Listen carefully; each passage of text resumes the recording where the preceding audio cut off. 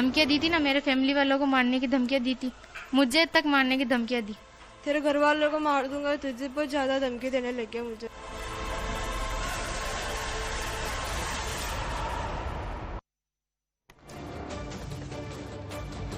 और चलिए अब बात राजस्थान में अजमेर रेप कांड पार्ट 2 की करते हैं। 1991 के बाद राजस्थान में एक बार फिर से वैसी ही घिनौनी वारदात को अंजाम दिया गया जिसने पूरे देश को गुस्से से भर दिया।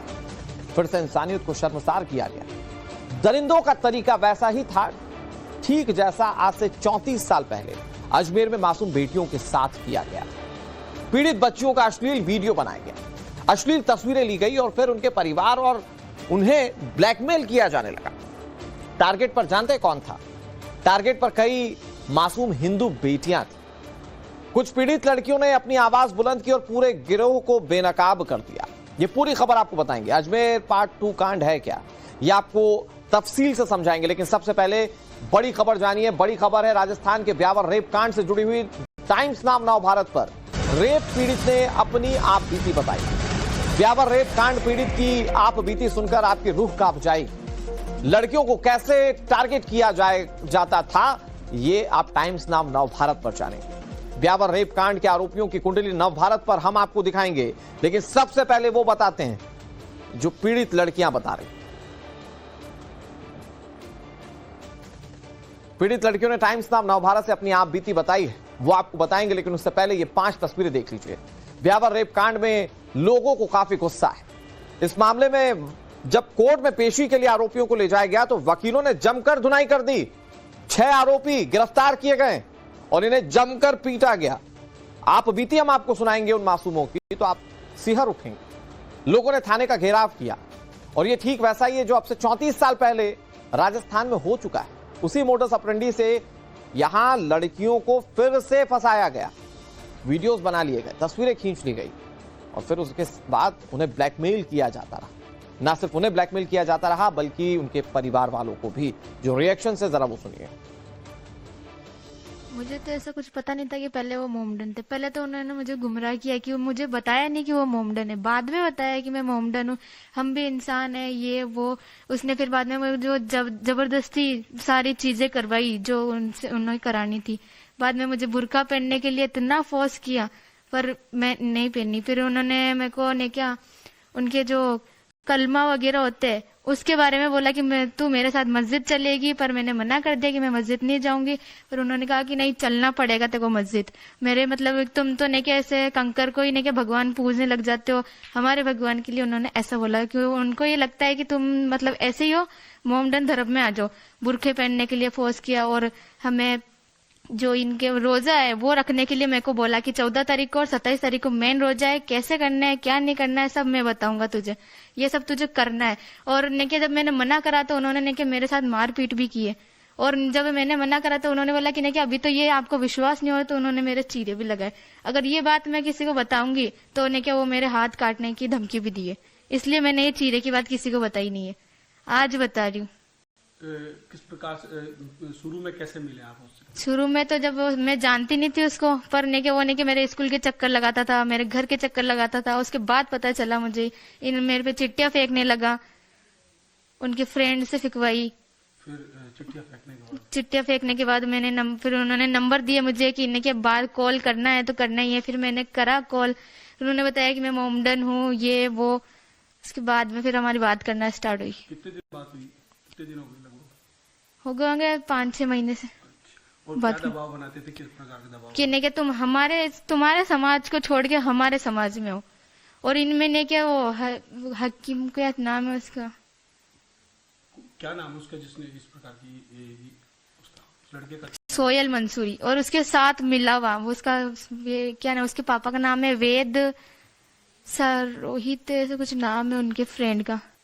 तो सहेलियों को बुलाने का दबाव या और कुछ दबाव? हाँ, उन्होंने बोला था कि नहीं कि अपनी फ्रेंड से मेरी नहीं कराओगे तो बहुत बुरा हो सकता है। किस प्रकार का बुरा हो सकता है? कुछ भी हो सकता है। अच्छा, कोई धमकी वगैरह? धमकियां दी थी ना, मेरे फैमिली वालों को मारने की धमकियां दी थी, मुझे तक मारने की धमकियां दी, चाकू से डराने की धमकियां दी। क्या आपके साथ इस प्रकार की घटना हुई है, अन्य किसी के साथ घटना नहीं हो, क्या संदेश देना चाहोगे अपने हिंदू बहनों? एक है इनका मेंबर जो ने क्या इनके मेन है, उसका नाम है कौन है गिरोह में, कौन कौन शामिल है? एक तो सोइल मंसूरी, रियान मंसूरी, हकीम कुरैशी। हकीम कुरैशी इनका मेन लीडर है। वो ने क्या आता था, मुंह बांध के आता था, हमारे जैसे हम बैठे ना वैसे, और मेरे को वैसे बोलता था कि तू डर मत, तेरे को लेके हम भगेंगे, तुम्हारे घर वाले कुछ नहीं कर पाएंगे, सब तुझे पैसे वैसे की जरूरत है, हमें तो नहीं है पैसे की जरूरत, तुम्हारे समाज को छोड़ के तुम हमारे समाज में आ जाओ। अपने जाल में कैसे फंसाते थे और किस प्रकार का प्रलोभन देते थे?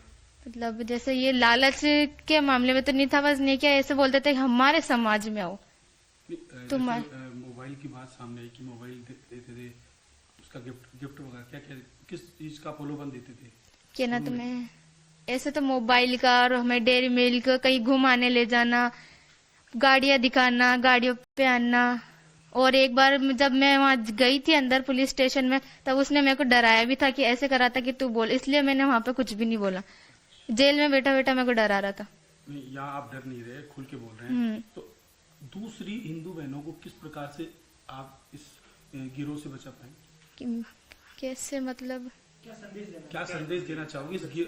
आप इस जाल में फंसे, अन्य बहनें नहीं फंसे, उसको लेकर क्या, और अन्य बहनों को क्या कहना चाहोगे?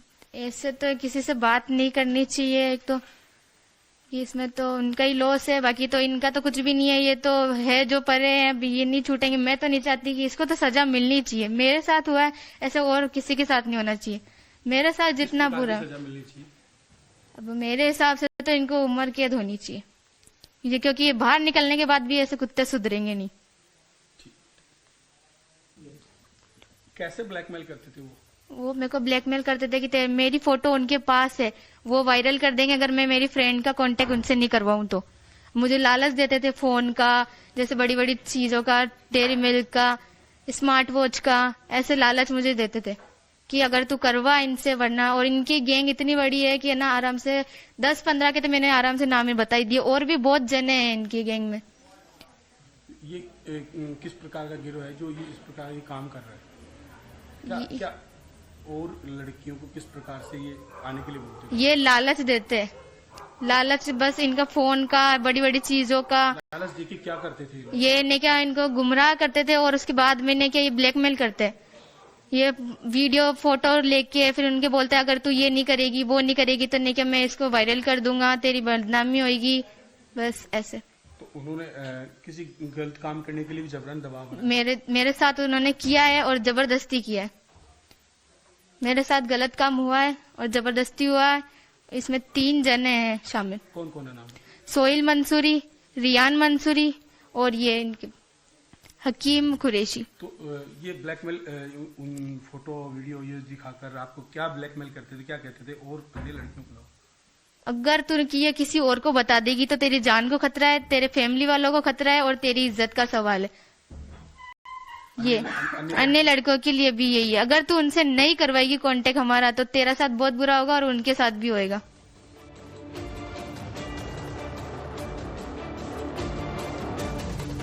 पर अब आपको राजस्थान में मासूम बच्चियों के साथ हुई हैवानियत के बारे में तफसील से बताते हैं कि आखिर उनके साथ क्या हुआ, कैसे उनको परेशान किया गया, और ना सिर्फ उन्हें परेशान किया गया बल्कि उनके परिवार को परेशान किया गया। ये दरिंदे कौन है और इन्हें ये हैवानियत को अंजाम कहां पर दिया, ये सारी जानकारियां मैं आपको देता हूं। देखिए, राजस्थान के ब्यावर जिले से ये चौंका देने वाली घटना सामने आई, जहां पर रेप लड़कियों के साथ किया गया। हैवानों ने स्कूल की नाबालिग लड़कियों को अपनी हैवानियत का शिकार बनाया है। आरोप इस बात को लेकर है कि दरिंदों ने 4 से 5 मासूम नाबालिग लड़कियों को पहले मोबाइल फोन देकर बहलाया फुसलाया, उसके बाद उनके साथ घिनौनी वारदात को अंजाम दिया, उनके साथ रेप किया। 3 नाबालिग लड़कियों के घर वालों ने पुलिस में इसकी शिकायत दर्ज कराई और आगे कार्रवाई की मांग उनकी ओर से की गई। शिकायत में पीड़ित बच्चियों के रिश्तेदारों ने कई गंभीर आरोप लगाए। उन्होंने पुलिस को बताया कि एक गिरोह बाकायदा इसके पीछे काम करता है, समुदाय विशेष का गिरोह है जो बच्चियों को फंसा रहे हैं, धर्मांतरण की कोशिश कर रहे हैं। इसके पीछे वो अश्लील वीडियोज और फोटोज को आधार बनाते हैं, वो बच्चियों को फंसाते हैं, उनका अश्लील वीडियो बनाते हैं, फोटो बनाते हैं और फिर उसके बाद ब्लैकमेल करते हैं। यह आरोप भी लगाया गया है कि जबरन कलमा पढ़ाने का भी दबाव था। आरोप यह भी है कि जबरन धर्मांतरण का दबाव आरोपी उन पर बना रहे थे। मामला सामने आने के बाद ब्यावर के विजयनगर में सर्व समाज ने थाने का घेराव किया। हिंदू संगठन पीड़ित परिवार के साथ खड़े हैं। सभी ने पुलिस से आरोपियों के खिलाफ कड़ी से कड़ी कार्रवाई की मांग कर दी। पूरा मामला आपने समझा और ये पूरा मामला जो है वो आंखें खोल देने वाला भी है, हैरान कर देने वाला भी है। लेकिन अब इस मामले में पुलिस कार्रवाई कर रही है। रेप पीड़िता की दिल दहलाने वाली बात आपने सुनी और अब आपको ब्यावर की एक और रेप पीड़िता के बारे में बताते हैं, उसके बयान को सुनवाते हैं। पीड़िता ने जो कहा वो आप सुनेंगे तो आपके भी रोंगटे खड़े हो जाएंगे। तो ये नाबालिग लड़कियों को फंसाया जाता था, एक पूरा गैंग काम कर रहा था, ये और ज्यादा हैरान करने वाला है।